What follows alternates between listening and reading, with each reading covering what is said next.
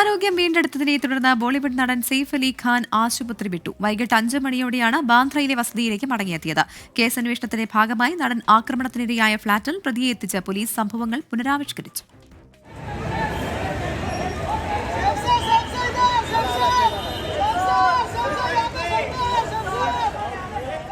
അഞ്ചു ദിവസത്തെ ആശുപത്രിവാസത്തിനു ശേഷമാണ് സെയ്ഫ് അലി ഖാൻ മടങ്ങിയത്.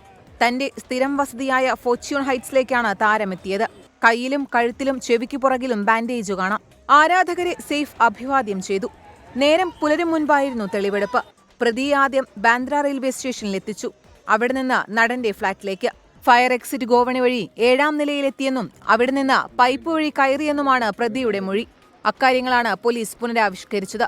തുടർന്ന് നടനുമായുണ്ടായ സംഘർഷം പുനരാവിഷ്കരിച്ചു. ഗോവണി, കുളിമുറിയുടെ ജനൽ, പൈപ്പ് എന്നിവിടങ്ങളിൽ നിന്നും പ്രതിയുടെ 19 വിരലടയാളങ്ങൾ ലഭിച്ചിട്ടുണ്ട്. ഇത് നിർണായക തെളിവാകും.